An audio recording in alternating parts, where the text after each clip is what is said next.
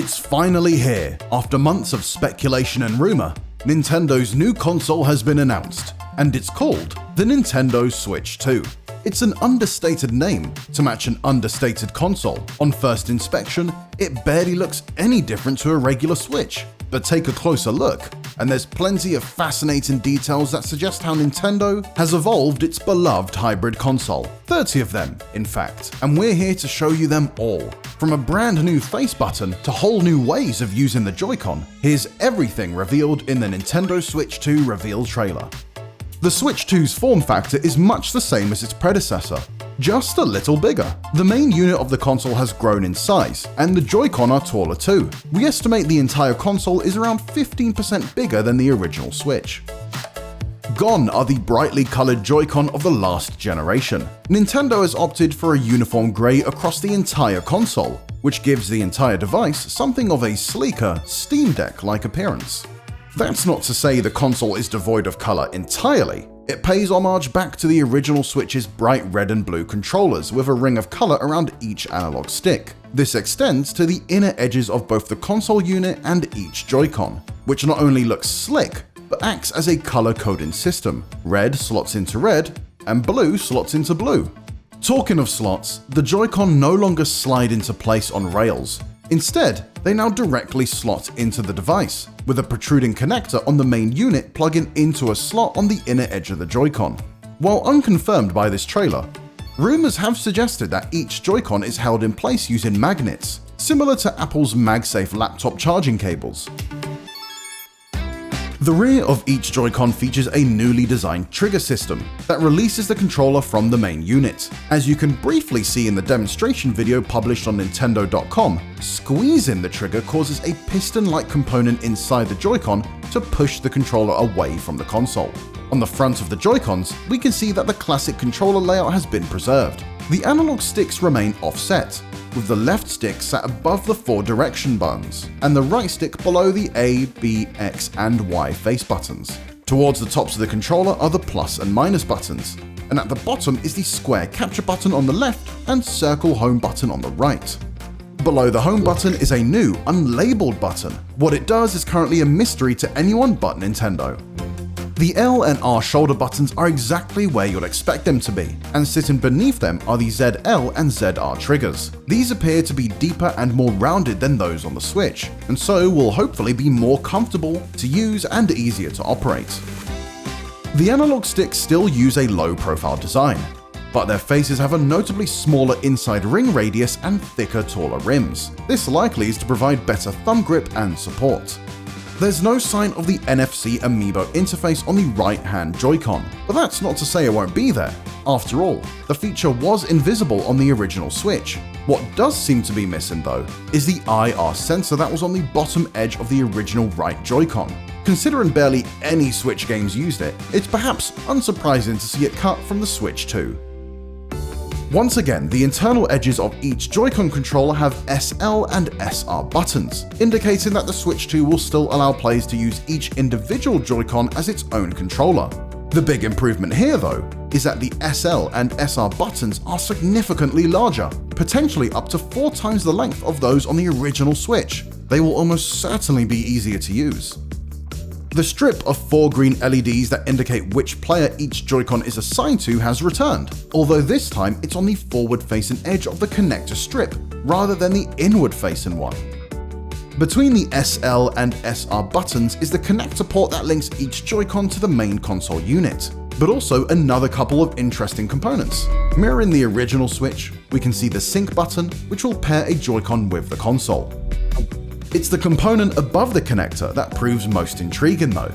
This small, clear lens could well be a laser sensor similar to what's inside a computer mouse. If so, it would mean the Joy-Con can be used like a mouse. The trailer even suggests this, when the Joy-Con skates around with their wrist wrap accessories attached. They literally look like scurrying mice with tails. Talking of the wrist straps, they're back in a newly designed form, with red and blue colors to match the internal color splash on each Joy-Con. Moving on to the main console unit itself, the key improvement is a bigger screen. It's not quite the near edge-to-edge panel that the Switch OLED boasted, but it takes up significantly more of the unit than the original Switch's display. What display technology it uses is currently unclear. While we'd love to see a bright OLED screen, the base model could well use a more traditional LED panel.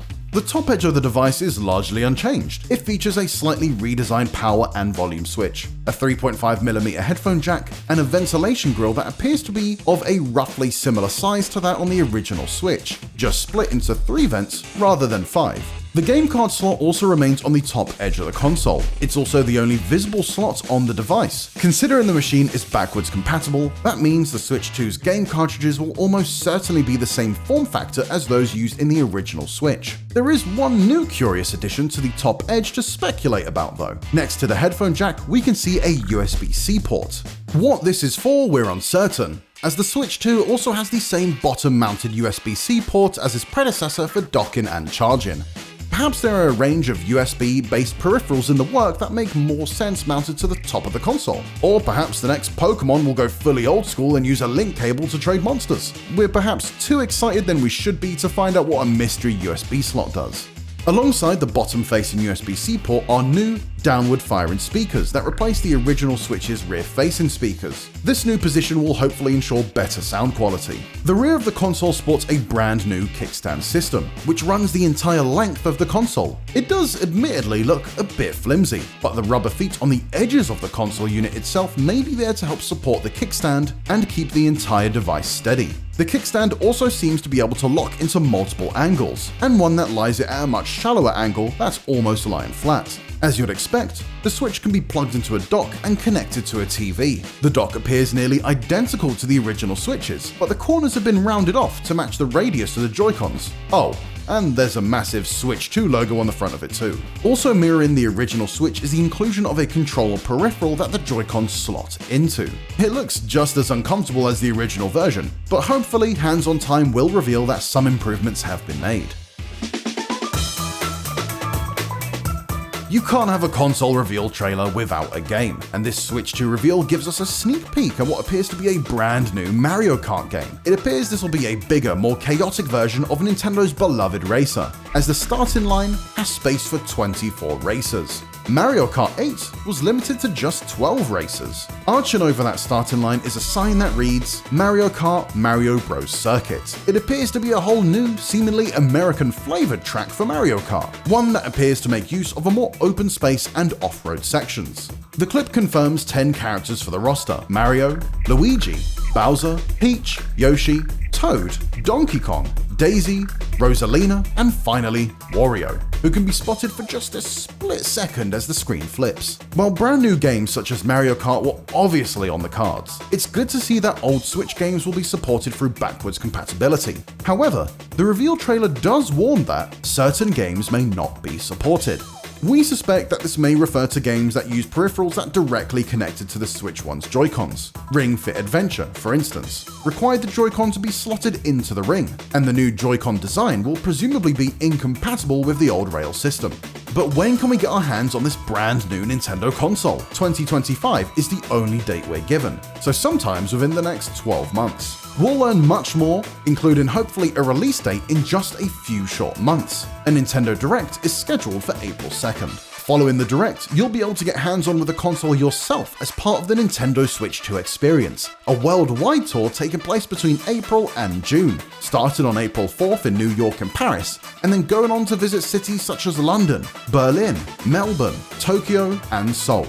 It is open to all Nintendo account holders, provided you win a ticket via the free-to-enter ballot. Registration for the ticket raffle opens on January 17th.